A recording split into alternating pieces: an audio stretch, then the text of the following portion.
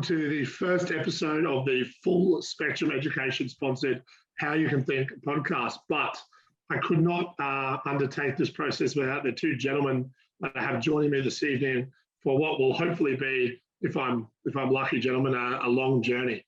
So on this in this podcast, we have Serge Romano from Leverage Sales Coaching, and we have Robert Haugh from Inspire Health Services in Queensland. Rob, did I say your name correctly? How? Yeah, you got it right, man. Mate, I'm a constant learner, you know that. So listen, I think we'd start off with Serge this evening. Serge, mate, I know you're a humble man, but we'd love to speak to you about your story and, for our listeners out there, what has led you to where you are now. Well, thank you, Ben. Good to see you. And Rob, good to see you. And to all the people listening to this podcast, a welcome to you all. What's led me to here? I'm looking at my watch and is there enough time, Ben? Is there enough time for this? But very, very quickly, I run a business called Leverage Sales Coaching. My background, if I can, jump in the Back to the Future DeLorean for a moment and go back in time, a good, 30 years ago, I was running a business with my brother Tony in the franchising game, and we used to run a chain of video stores around Australia called Movieland, and we, my brother actually started it here in Melbourne, back in the mid to late 80s, and I actually joined him around about the 1989-90 year. So that's a nice little segue into the age that I am. Mind you, I've been told I don't look that, but that's another story.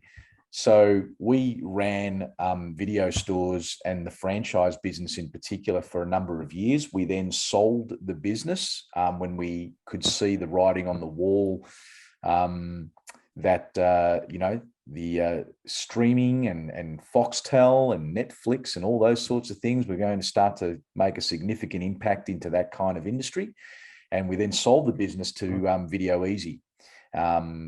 And from there, I took a little bit of a sabbatical, and then was asked to help develop and assist in the footprint of a couple of businesses in the finance industry, namely Mortgage Choice and Rams Home Loans. So I did that for a couple of years, and when I say a couple of years, about 4 or 5 years combined for each of those. And then I was asked by the Commonwealth Bank to do something very similar and work pretty closely with that organisation to develop a self-employed business model for the mobile banking space. And again, sort of a similar kind of franchise/license feel to that. Once I was in there, and that was meant to be about a 2 to 3 year gig, I met a wonderful gentleman, and to this day, my mentor, a gentleman by the name of Jack Daly, who was doing a lot of sales coaching and training around the world, really. And he'd come out to Australia and did a lot of work with the Commonwealth Bank together with other organisations and businesses. And once I got to know what he did and how he did it, we had a pretty good discussion about, the fact that, maybe this is something that I could be doing and wanted to do. And it was always a bit of a passion to again help develop and grow people and businesses. And once I did that, I said to Jack, this is pretty much what I want to do. And dare I say, the rest is history. And probably for the last 13 years now, I've been pretty much running this business here in the Australia, New Zealand, and the Asia Pacific region. And it's been, thankfully, super successful. And the bit I love about it and what I'm passionate about is the fact that I help people and businesses grow through the whole concept of helping them with their sales management, and developing a sales playbook, which they can actually use as their best practice moving forward. I mean, there's other aspects of business like leadership and strategy planning and all those things, which I'm, obviously quite au fait with, but the focus is specifically on sales and sales management. So that's my story in a nutshell. So I think we can all agree from listening to Serge's story. Serge, thank you for going into such depth. I know it's never an exciting prospect for someone like yourself to talk about yourself for that long, but thank you so much for giving us an insight to where all your knowledge and experience comes from. For those listening, for anyone interested in business, for any young kids out there listening, Serge is a tremendous, he's actually a mentor of mine as well, helps me on a daily basis. Thank you, Serge, for that. You want to listen to this guy. Someone will help you think strategically. Even if you just listen to this podcast, you'll pick up little gems each and every week. So, Serge, thank you for that. Well, without further ado, my friend, let's talk about why you are passionate about serving others and impacting people. Cheers, Ben. Thanks, Serge. Mine's going to be probably a lot smaller. I haven't been around long enough to have as much big of a story as Serge. But pretty simply, really quickly on myself, I grew up in a little town of Ingham in North Queensland. I did my university up there at North Queensland JCU, studied Bachelor of Physiotherapy, did a little bit of sports science and exercise science. And then as soon as I finished, I moved down to the big smoke of Brisbane. And I am currently a physiotherapist down at Inspire Health Services. And I'm also part of the business development team there. Why I'm passionate? I got into physiotherapy, one, because I've always wanted to help people. I always wanted to be in service of people. I always wanted to be interacting with people on a daily basis. That was kind of my first criteria of a job or of what I wanted to go into as a profession. The second thing, for me, I grew up playing a lot of sport, as a lot of physiotherapists kind of get into. In physiotherapy, you come into contact with a lot of physios and whatnot. And I was a guy who was quite injured through my years of high school playing rugby league and rugby union. So I had plenty of experience with them, and I thought it'd be a great opportunity to be able to work in and around that sort of area with sporting people going forward, and just that general sort of want of knowledge and that sort of interest in science and anatomy and the body and the way it works. And the problem solving aspect of physio was actually something that I developed while I was studying, that I really loved in the musculoskeletal and sports side of things. Because as a physio, I kind of get to be able to have the opportunity to be a primary practitioner when it comes to musculoskeletal and sports injuries, and actually work out diagnosis and figure out exactly what's going on with someone.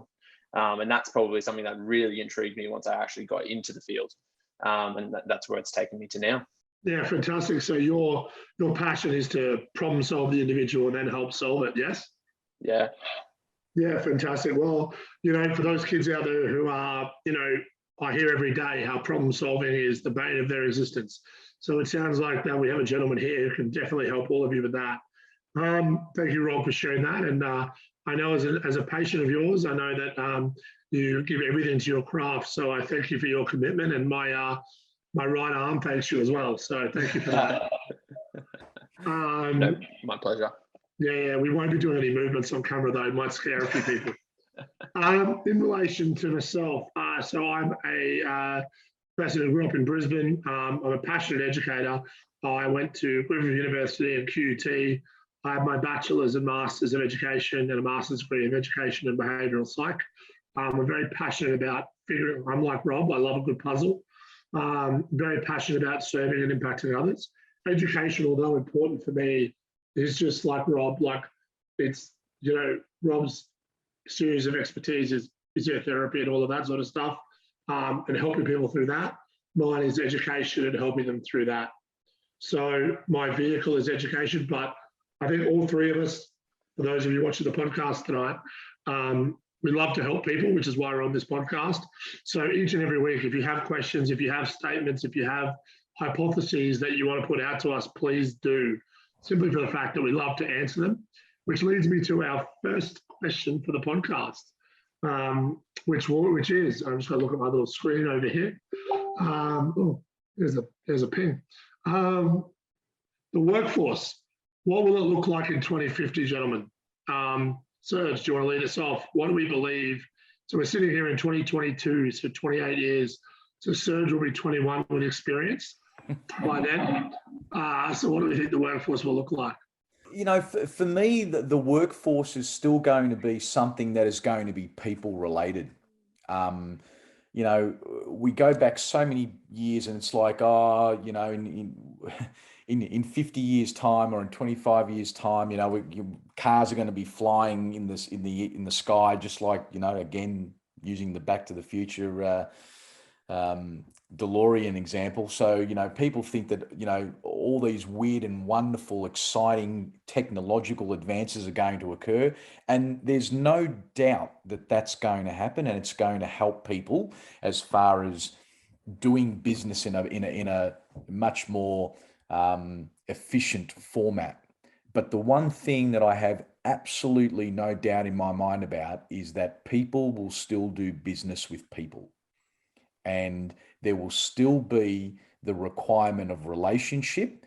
Now, that might take a different form, i.e. what we're doing right now. I mean, we might be talking to each other via, different technological methods as opposed to, across a desk or across a room or across a coffee table, so to speak.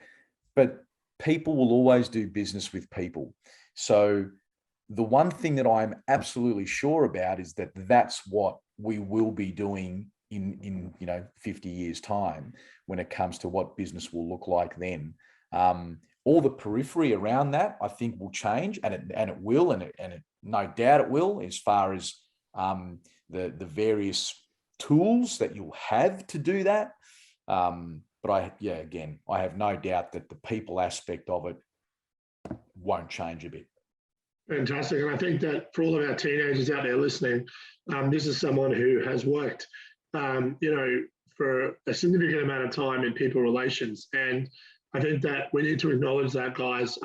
You will never lose the ability or the need, to communicate with people. Rob, what are your thoughts? 2050, where are we headed? Yeah, I think Serge makes a really good point. I think everything will still be dominated by people. And just going off the back of that, like if I talk in my my workforce in the health sphere, it has to be led by people. I mean, one of the biggest things that we have to do as a physiotherapist and as health practitioners, we have to develop trust.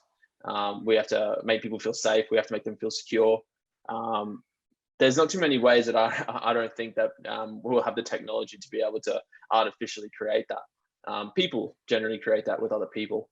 And that's what's going to be needed, especially within the health sphere. Look, technology obviously always continues to improve, and that will make things more efficient. It'll make things more timely. Who knows? You might have drones delivering things here and there, and that seems to be all the rage right now in terms of all the drone sort of technology. And everyone I talk to that's in IT or anything like that, talking about drones flying around, all that sort of stuff. But people will still people trust in people. They're not gonna, I don't think they'll be trusting in machines and things like that when it comes to their health. So I think that will stay the same. In terms of what anything in difference in practice, I think more and more we're seeing physios and things like that actually use less technology. Gone are the days in the 1980s and 90s where we were actually using ultrasound machines and throwing electrodes on people. People are actually getting their hands on weights, and people are throwing weight around and trying to improve their strength and all those types of things. So it's interesting. Physiotherapy from a technology standpoint almost going backwards because it's more efficient, which I think is actually it's actually really cool. We're almost we're going caveman, and some people are taking it to the real extreme, and then the only thing they do when you come and see a physio is you come in and lift a bunch of weight, and it definitely has its merits. Well, Rob, I'm still using bricks, mate. Bricks, rocks, boulders, branches, whatever you want to use, but it's all weight, it's all load, it doesn't matter. But yeah, it's interesting to see actually physios go from using using more technology to less technology in this day and age. That's speaking about my workforce, that's how I see it happen. And I think Serge makes a great point, is people in the end are always going to want to deal with people. I think what I'd like to finish off on the podcast tonight by saying people always want to deal with authenticity. And I think that dealing person to person, that enables you to display that level of authenticity a lot better. So I think that that's a good place to leave our podcast for this evening. So for those of you who have found it interesting, intriguing, or any of the above, please email in, follow the links after the podcast, send us some questions. We'd love to hear from you so we can tailor our show for what you want to hear. As we said, the show is called How to Think. It's based on the education, health, and entrepreneur industries. So please email us in, and we will do our best to have a chat. So till next week, stay safe, and from all of us, we'll see you all then.